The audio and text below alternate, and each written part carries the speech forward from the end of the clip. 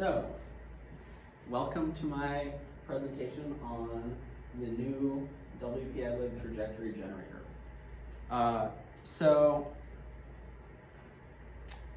Before I start, I want to give you an understanding of the purpose and context of this new trajectory generator. I want to show you how generation and following works, but not really how to use it, because there's already information on the internet on how to use it. But what I'm presenting, I think, is less well covered. I also want to stay at a high enough level that this is kind of a starting point, but I also don't want to hand wave to the point that this is useless. So I will be getting into some amount of detail. I think that will be the hardest thing to do, is not get too into the weeds. There we go. Okay, so I'm going to talk a little bit about history, and it should also say context, because, why do we want this, right? So, for a long time, FRC has had an autonomous period, and usually it is desirable to make your robot move around, right? And at its most basic, you can just drive straight and turn, which is pretty easy, and people have done that for a long time. But it turns out that if you're driving straight and turning and then driving straight again, it's pretty slow. It's a lot slower than driving and turning at the same time. So the big thing we want is really to be able to drive and turn at the same time. And once you have that, you can do a lot more effective autonomous, because you're moving around quickly, and also you want to be able to drive and turn accurately. That's the other thing. Another thing that so I'm going to talk about the trajectory generator from a team called 254, or the Cheesy Poofs. You might know of them. But if you don't, they're a pretty good team. And they've been doing a variety of different interesting autonomous things for a while. Now, I don't mean to imply that other teams haven't done trajectory generation that is sophisticated, because they have. But the trajectory generator in WPILib originates from this team. So I'm going to be talking a lot about what they did. So in 2015 at championships, World Championships, they did a presentation on motion planning and kind of basic trajectory generation.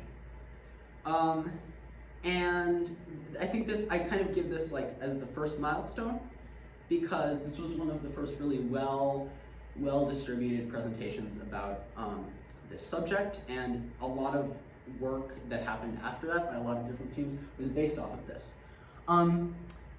So what they presented made it into this piece of software called Pathfinder, which you may be familiar with. And Pathfinder is another trajectory generator, and it's easy to use, and it was put out there for lots of teams to use. That's the idea behind it. And Pathfinder had most of the features that 254 talked about in 2015. And so you could make your robot drive and turn at the same time. It did that. And that was good. That was an improvement over nothing. They presented all of this stuff that made it into Pathfinder V1. We call this Pathfinder V1. And they had some even pretty sophisticated features in Pathfinder V1, like you can constrain how fast your robot goes. It's easy to lay out a path you want to do, but Pathfinder V1 was pretty slow. And also, it didn't support some other more advanced features that I'll talk about. So it was a good start. It also didn't correct from global deviations from the path. So if you got bumped, you would kind of be in a bad place. Anyway, skipping ahead to 2018, 254 released their code from 2018. And this was a big improvement over, they did some actually pretty advanced trajectory generation in the past, but I'm going to talk about 2018. So this was a big improvement over Pathfinder and what they presented in 2015. And it supported a lot of new things. It could correct if you got bumped. It allowed for more sophisticated constraints. It it was much faster than Pathfinder, so you could generate paths on the fly. So there were a lot of improvements in what they released in 2018 that were not on Pathfinder. So then, after they released that, some people, including me and my team, noticed and went and borrowed that code and used it. And so we used it in the 2019 season, and we used it in the 2019 season, and it worked great. It was clear that this was definitely the future of, a good alternative to trajectory generation in FRC. Anyway, then in 2019, a WPILib contributor ported this trajectory generation code into WPILib. So now it's really easy for all teams to use it. Whereas before, you had to copy the code or change how it worked and fit it into what you were doing and all this stuff. So there's a lot of good support for it. And now, the trajectory generator pretty much works and is there. So that's the history. That's kind of, we went from nothing to here's how you might do it to an actual library, Pathfinder, that people could use that was okay, and then we now have this even better solution. So I'm going to talk about how WPILib trajectories work. So remember, we want to, that's not what I want. We want to follow a path, and we want to, specifically, we give some points that we want a robot to go through. And then we also say, okay, I want the robot to have this heading at these different points, right? So another word I might use for these is a pose. So a pose is a position on the field and a heading. So we give it a bunch of poses, or waypoints, you can call them too. And like I said, we want the robot to drive through them, sort of like this, right? So, I mean, this looks good. It's a nice drivable path. It's not, it's smooth. It looks pretty optimal. So that's what we want. One note is you don't always have to specify the inner headings depending on how you set up your path, but for now we'll just assume you're also specifying the inner headings. So yeah, we want to follow it. So we have this beautiful shape, and it would be great if we had some sort of mathematical function to approximate this shape, right? So that exists, and they're called splines, right?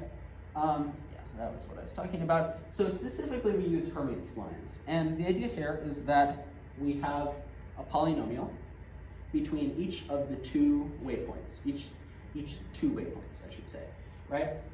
And we need to figure out the coefficients of that polynomial. So the way this works is that we have a couple things we need to specify. We have our initial position, so that's x and y. We have our final position, x and y. Then we have these tangents to our final and our initial position. Okay? Tangent to initial, tangent to final. And these tangents are based off of the heading, right?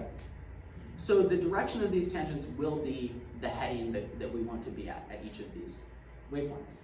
And then the magnitude of those tangents is kind of determined magically. And so this function here, you plug in this final and initial tangent, final and initial position, and then when you go from t, when you set t to 0, you'll get out the x and y coordinates for the initial position, and you put in 1, you'll get out the x and y coordinates for the final position. And with this, you can just interpolate between these two points and headings. So, yeah, like I said, P1, final x and y, initial, these are the tangents. And then the missing thing here is you have these h's, right? So these are the Hermite blending functions. And we can do some algebraic manipulation, and you get out these these polynomials of some degree, and they look like this, right? There's h1 for a cubic spline. So you get out these polynomials, and then you multiply them by your different kind of constants that you want. And then you get a function that will interpolate between each waypoint pair. So this isn't for the whole path, right? It's for each every 2 waypoints. So you have a bunch of these. And I mentioned this other thing before. I was getting ahead of myself. We usually use quintic or cubic splines. So these functions, these blending functions, their degree could be quintic or could be cubic. And if they're quintic, you can specify headings at all of the inner points. If they're cubic, you actually have to give up control of heading at the inner waypoints. And that's because we want to maintain continuous curvature. And I'm not going to go into what curvature is, but the point is that you want your robot to drive smoothly. And so you get a guarantee of continuous curvature with quintic, and if you set up cubic the right way, you can also get continuous curvature. So we have these polynomials, right? And like I said, we want to interpolate between each set of waypoints. So I'm going to go into this because it's where a big difference between what we had before and what we have in the new trajectory generator is. This is where a big difference lies. So the naive way to do this is to just get the intermediate points from our functions by just increasing t by a little bit. Now, if you look at this, it looks okay. I have it spaced out so you can see the density of the points.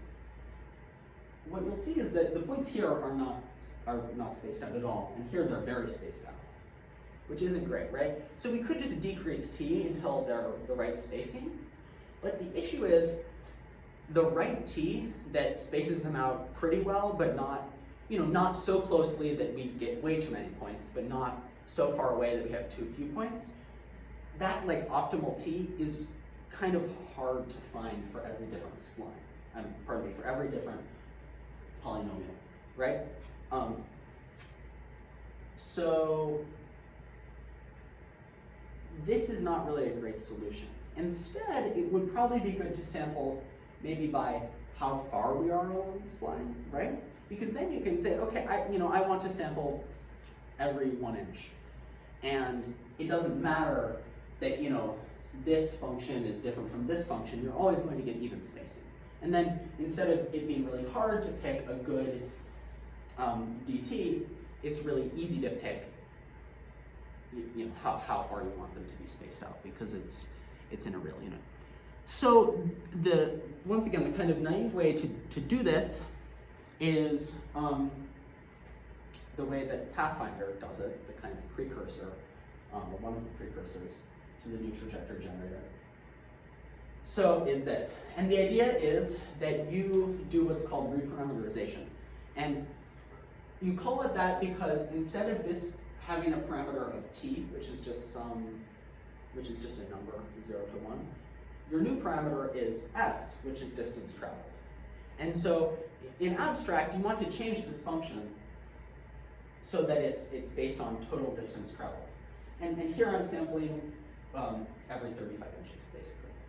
Now the issue with this is, so Pathfinder does that. The issue with this is it's slow. And Pathfinder does it in an especially slow way. And it's because we have to numerically integrate to find how far we have gone at every point. And Pathfinder it could be more optimized in this way specifically. So we have to evaluate this. And if you're not familiar with calculus, the idea is basically we have this inner function pair, and we have to evaluate this a bunch of times and then multiply it by some small number and then add them up. And that can be slow. That can be slow, especially if you do this in the totally naive way. That can be slow, especially if you're on not a very powerful device like the RoboRio. So we don't want to do that. So one of the innovations of what 254 did, of the new trajectory generator, is that we get the same effect, right? This looks like what we did before. But instead of finding how far we have traveled at every point, instead we do recursive subdivision. So the idea here is that you find about the midpoint, and you sample, and then you check and you see how far have I driven from my initial point to my midpoint. How far have I had to kind of move to the side, and how far have I turned? And you assume that you're driving in a kind of an arc. And then it turns out that figuring out how far you've sort of driven in your arc is really fast. And then all we have to do is pretty much we sample and we say, okay, let me just show this. No, there we go. Have I driven forward enough? Have I skidded to the side below maximum? And have I turned below maximum? So we want to get the amount that we've driven forward, the amount that we've turned, and the amount we've skidded below some number.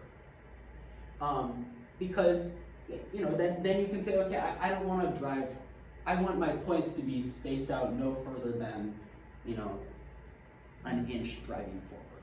So it gives you a similar effect. It gives you this even spacing, but figuring out these arcs is much faster, pretty much. So yeah, no integrals, right? Okay, so we have sampled a bunch of points, right? Recap. They're evenly spaced. So we know at each of these points, there's a couple things we know. We know where the robot is, and we also know it's heading at each of these points. So now we know where it is, but we want to find out how fast it's going. So as an introduction, the way you can do this, like the basic way, is you want to construct the basic way to do this is you construct what's called a trapezoidal motion profile. Because this is a graph of velocity versus time, is a trapezoid. And when you construct a trapezoidal motion profile, you say, okay, I have a maximum acceleration, and that's the slope of this side of the trapezoid. I have a maximum velocity, that's the height of the trapezoid. And then I have a minimum acceleration, which is just the slope of this other side. And this is really easy to figure out, and pretty fast to figure out. And then you can get this nice velocity profile with a couple of reasonable constraints. Now, that is not what we do. This is the basic way to do it. Like this is kind of what you might have done before. So instead, yeah, like I said, we want to have these arbitrary constraints. We want to constrain based on where we are on the field, where we are maybe in time, or even based on some other things like control effort, like voltage that we would use. So these constraints take a trajectory state.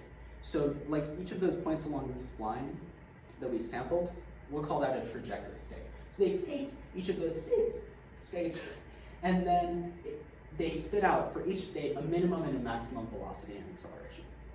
So state in, min, max, out. And it can be whatever min, max you want. And then we just kind of want to magically take those minimum and maximums and make our motion profile, our velocity profile, obey them. Yeah, like I said, you can limit in all these different things, whatever you want. So let's try limiting within a regional field. Now you see that slowed down in that purple area, so that's going to be our limited region. That's our robot, right? So if you think for a moment, how would I do this? Well, you want to go through each state and figure out what the minimum and maximum is, and then make sure that you're not above that max velocity. Like that's the basic thing you could do. So you could just say, okay, am I above the max velocity? If I am, set myself to the max velocity, right? So if you do that, you'll get this graph of velocity. And like obviously that's an issue, right? And the reason you have issues like that is because, yes, this obeys all of your maximum velocity constraints, but it does not obey your acceleration constraints, right? Because if you look here, the average acceleration is gigantic. So you want to go back and fix the acceleration now. And, oh, yeah, so the velocity here is just going to be set to whichever is smaller. The velocities, the max velocity specified by the user, you can figure out based on acceleration what's the max velocities specified, but this is a little confusing, but basically the user specifies maximum acceleration, and you can apply maximum velocity from that maximum acceleration, but it doesn't take into the maximum acceleration from the constraints, basically. So yeah, and then you also figure out, you also take into the maximum constraint velocity. So, but like I said, the issue is that when you apply the constraints, they mess around with the acceleration. And so you need to fix these acceleration issues introduced by the constraints. So what we do is this is a forwards pass, right? So now we have all our velocities and accelerations. But we want to do a backwards pass that takes those velocities and accelerations, and if the acceleration is too large, it will fix the velocity, basically. So here, we did that backwards pass, and now you don't have any of these issues. So this process is kind of complicated, but basically just the idea is go through, figure out the velocities, go back, fix the velocities based on some acceleration constraints. So that's kind of the simplified version. Yeah, so now what we have is acceleration at every point, we have distance traveled at every point, we have velocity traveled, velocity at every point. And now the last thing we really need to do with this is figure out time. And it turns out that if you can take some basic physics and figure out how long it takes to move in between each trajectory state, basically. So now you have this motion profile, this velocity versus time, that is of course time. You have all of this information about it, so you're ready to actually start converting this into wheel velocities. So these velocities we had are for the whole robot, right? But we need to tell the wheels to go at a certain velocity, not the whole robot. So we use what's called inverse kinematics to convert our whole robot velocity to our left and right wheel velocities. So there's right and there's left, right? And so if you look here, yeah, here's, for example, a whole robot velocity. Here is left, right? And then here is right. So, and I just put these equations up here to show you that the math isn't actually that bad. It's just whole robot velocity plus angular whole robot velocity, so how fast we're turning, times the distance between the wheels, the track width. So like the physical distance, like you measure it. So you can figure out left and right wheel velocities. And we could be done, right? What we could do is we could say, okay, we know the left and right wheel velocities, and then you just feed them to the motors and make the motors go at that velocity using some sort of controller. But what if we get bumped? Because this is what has existed, this is what Pathfinder does. It figures out the wheel velocities, no constraints, but it figures out the wheel velocities, and then it just tells the wheel, go to those velocities. But if we get bumped, that's kind of an issue. So we need to keep track of where we are if we want to fix getting bumped. Yeah, like I said, we could call it a day, but what if we get bumped? So we're going to figure out where we are by taking, well, here's the basic way to figure out where you are, I should say. I'm kind of simplifying this, but we're going to take the distance traveled, right, at some constant time step. we're just going to sample and say, okay, we traveled on each wheel, on each side. On the left wheel, we traveled 3 inches. On the right wheel, we traveled 4 inches. And then, you know how we have kinematics that can take whole robot velocities and distances and turn them into wheel velocities and distances? We can take we can take wheel distances and convert them into whole robot distances. So we figure out how far have we gone on each side, and then we figure out how far has the whole robot gone. And then, pretty much, the basic way to do this is you just add up how far the robots, you can figure out how far the robot's traveled, right? You can just add these up, but we want to figure out what the x and y position of the robot is. So what we can do is we also know the heading of the robot, and so we can figure out if we have this line, this vector here, we know its distance, we know its direction, and so we can figure out its x and y components. So we can figure out, what are the x and y parts of this, and then we just add up the x and y, right? And so that's the basic way to do it. So you could just add up all your x and y's that you figure out from how far you've traveled and your heading, and you would have an estimated x and y. The only thing is, you assume that you're traveling in a straight line, right, between each point, which is not true. So I'm not really going to talk about this, but the new trajectory generator uses something more sophisticated that actually takes turning into account. If you want to Google it, it's called a pose exponential. So yeah, now we know where we are, and we want to take some sort of controller that figures out where we are, or knows where we are, and where we should be, and then it adjusts those target wheel velocities to get us back on the path, right? So we want to adjust those wheel velocities. We want to get ourselves back on the path. So the best option for this is called the Ramsey nonlinear time varying unicycle controller. Ramsey comes from the name of the book it was in. It's nonlinear, it has some sine, cosines in it. And then it's a time varying unicycle controller. So it actually assumes it's modeled after a unicycle, which is mostly fine because for differential drive robots,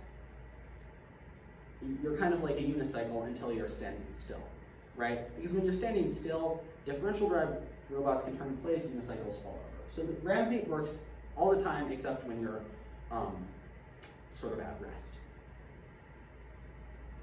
So, like I said before, we have our actual pose, where we are, we have where we want to be on the path, and we have our current target wheel velocities that we made from the path.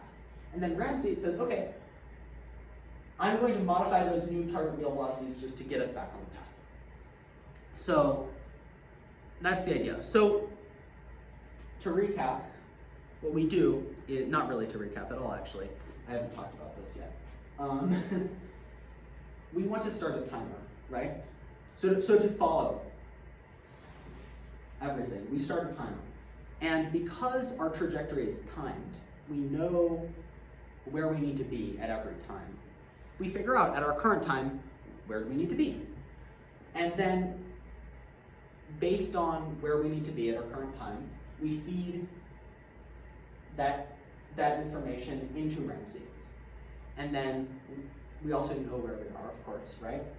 And then Ramsey modifies those target wheel velocities that we have from our trajectory, and we get some new target wheel velocities. And then we just feed those to the wheels.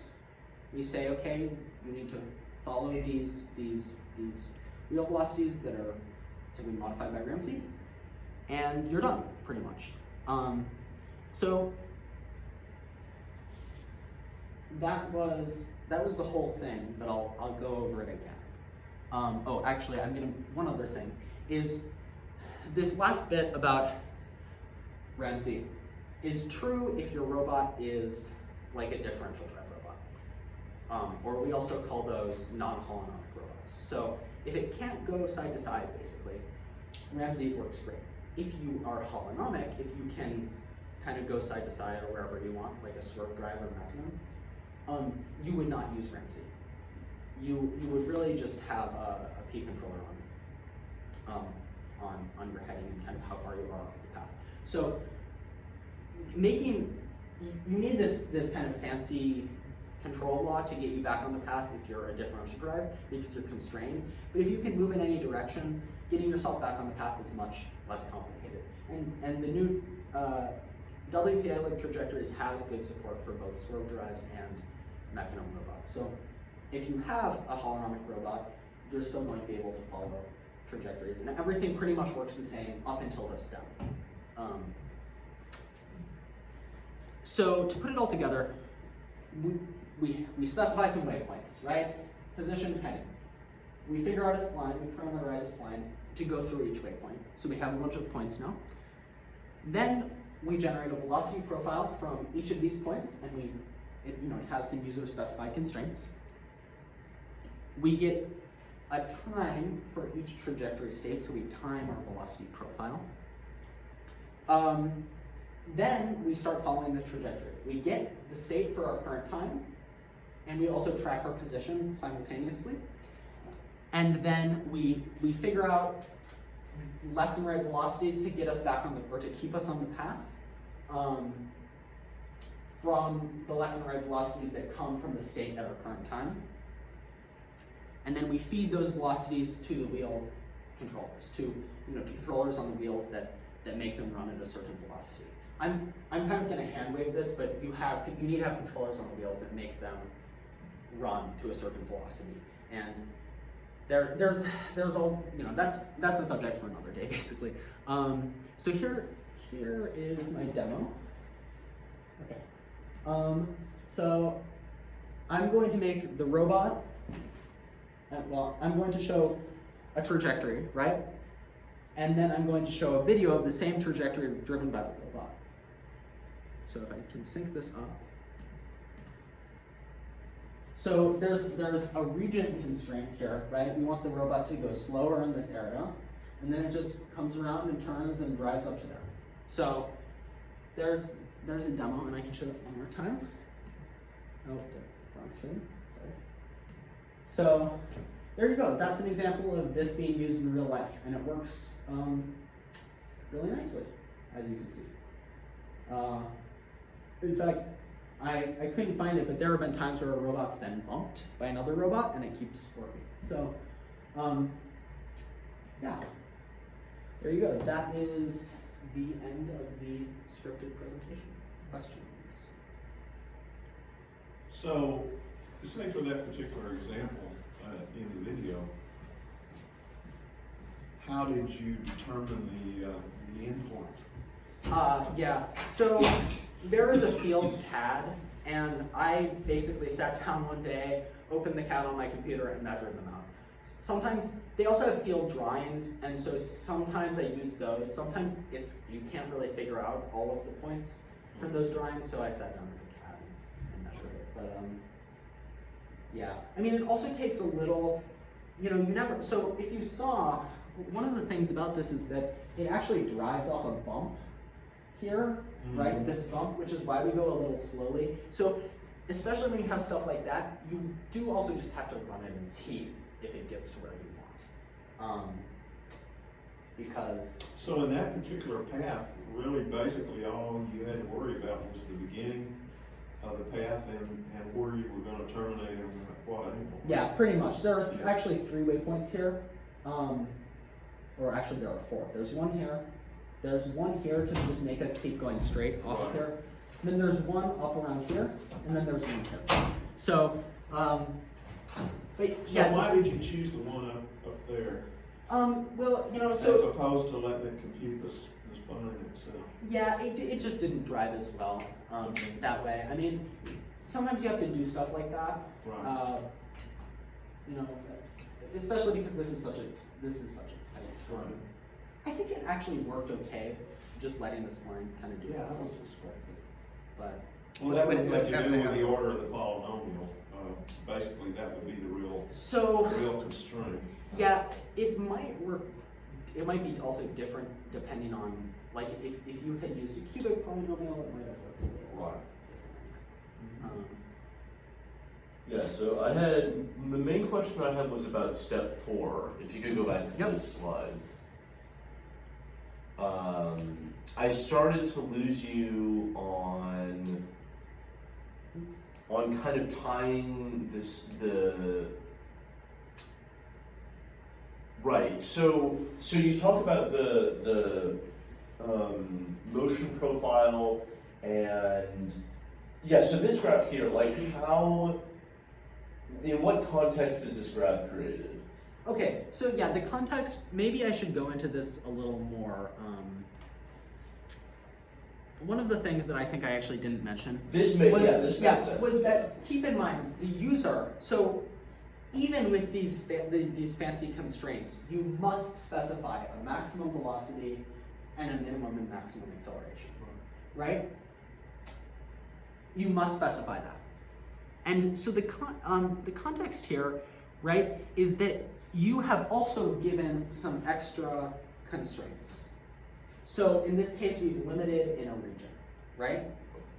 So we've limited our robot in a region to a specific velocity. We don't want it to go above that velocity. And right, you can see, oh, it's already played, but it will go slower here. And then the idea is we want to find the velocity profile, taking into account those constraints. So first, we go through and we take the maximum velocity the user specified, so that thing you must specify. We also look at, so the user specifies a maximum acceleration, and we partially take that into account, is what I'll say. It takes maximum acceleration into account unless you have a constraint, basically. And then we also take into account the maximum velocity from your constraints. Because this will be going through the trajectory, and the maximum velocity will be, whatever the user said. Except here, suddenly, it'll be much lower because of the constraint. So we have these 3 velocities, whichever one is lower is our maximum. And then we just go through and we say, what's the maximum here? Okay, that's our velocity. What's the maximum here? That's our velocity, right? So the constraints will spit out a max velocity. So for example, here they spit out something pretty low, so it's going to be, our actual velocity is going to be low. Yeah. So why doesn't the purple region obey the minimum acceleration that we supplied in the previous Yes. step? So basically, the way this works is that you can't really make it obey all of that the first time around, or at least this doesn't do that. You can't look in the future. Yeah, it kind of, basically it can't look in the future. That is actually exactly why.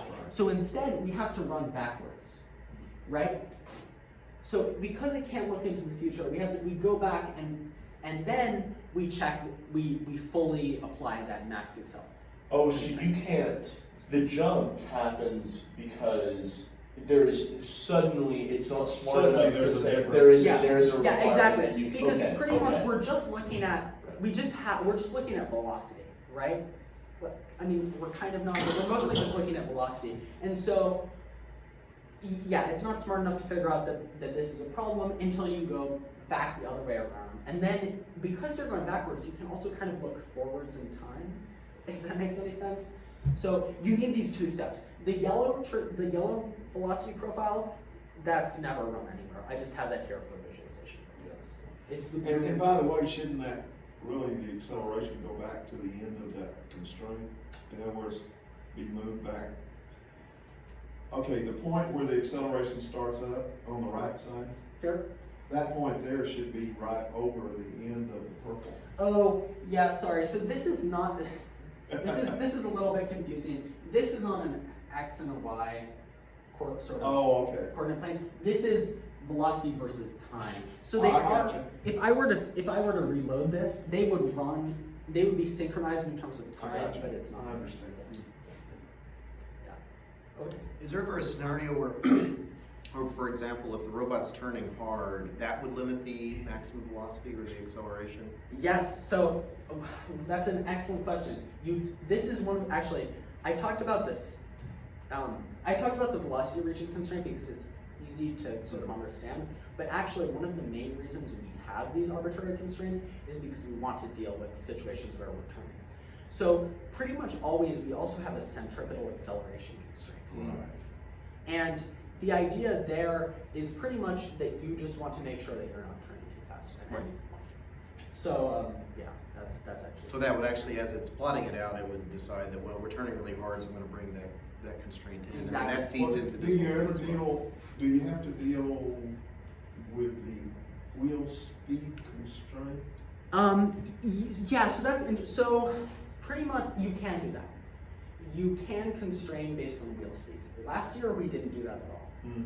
You can, and I haven't done it personally. I mean, so that might be a more direct measure for dealing with that turning scenario where Right. one wheel is turning way faster than you can deal with, or one wheel is turning way slower. We kind of controlled that from afar with the centripetal acceleration Right, constraint right, yeah. in a way, right? So, but you can constrain that too. I mean, you can constrain anything you want. And actually, I went to this slide because you can kind of see, so of course it's slow there because of the region, and then it slows down a little around here. I mean, I could, you know, if I had some time, I could jack up that constraint and show you more. And the purple is because of the hat, right? The purple is That because of was the really- hat. Yeah, the purple is because, where's my cursor? The purple is, yeah, you want to go slow. You don't want to go. Oh, fast. you don't want to do it. Yeah, like the other one. So, Well, that's pretty cool. Very neat. Awesome, thank you. yeah. Yeah, Yeah. appreciate it.